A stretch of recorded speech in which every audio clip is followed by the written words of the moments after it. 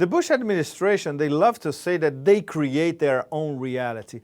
What's really happening with the debate about Iraq in this country? Is it inhabiting a sort of parallel UFO universe? It's absolutely disconnected from the reality on the ground in Iraq.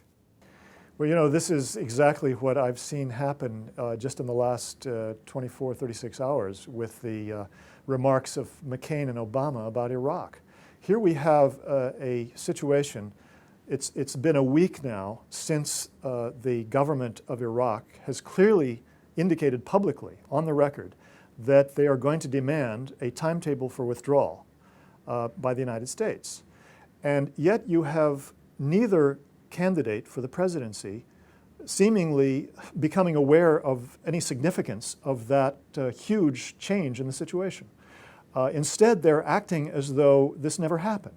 They're acting as though the United States is still going to negotiate a long-term agreement with Iraq that's going to give the United States access to military bases for an unlimited period of time, as though you could talk about a residual force in Iraq without regard to the fact that the Shiite majority as well as the Sunni minority are totally opposed to such a long-term U.S. presence, and no Iraqi government can get elected on a platform that doesn't demand the withdrawal, the complete withdrawal of U.S. forces. So yes, I think that what we've seen happen in the last few years since the U.S. invaded Iraq is, you know, if you look at a graph with reality going straight across and the understanding of reality starting at this point, if you will, at the same point it continues to go down over time. With each passing year, you know, the understanding within the political arena that's reflected in the political discourse about Iraq gets farther and farther away from reality. So 80% of the American population, they want to pull out of Iraq because the West is not winning. Is that it? Well, I think it's more complicated than that. I mean, the American people, yes, there's a certain percentage of the American people that just want to win. Whether that's 25 or 30, I don't know, but a substantial minority want to win.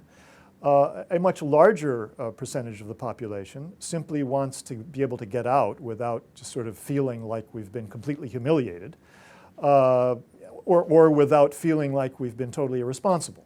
So, you know, that's a majority of the population who, if you speak the truth to them, if you tell them the truth about what's really happening there, would be happy to say, yes, of course, we want a timetable for withdrawal. And in fact, we know that public opinion surveys over the last few years have shown sizable majorities do support a timetable for withdrawal. They differ on the terms of exactly what timetable they would prefer, but let's face it, I mean, the most important thing is that they're ready to agree the United States should get out on a timetable, which is what we're now being asked to do by the Iraqi government. A hypothetical question, Gareth.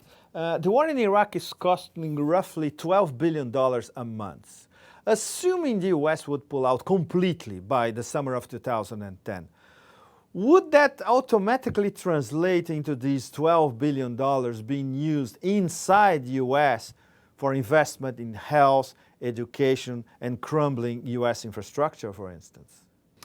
Well, that would be a kind of ideal world, wouldn't it, if that were the case? As we both know, that's not very likely to happen.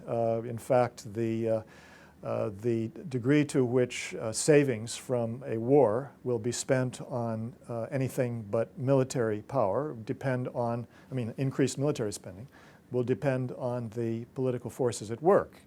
And in this country, you know, we know that Congress has a vote, or 365 plus 100 votes on that question, and that Congress is severely compromised and therefore constrained, that the possibilities are constrained for actually redirecting spending in any very major way from the military sector to civilian needs.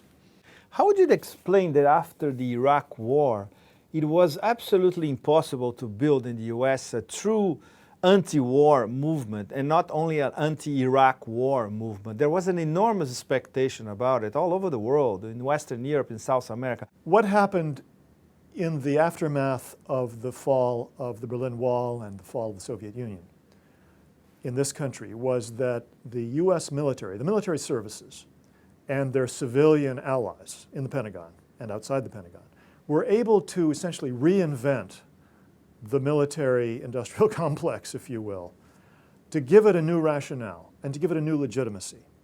And basically, therefore, the system was able to carry on as though essentially nothing had happened.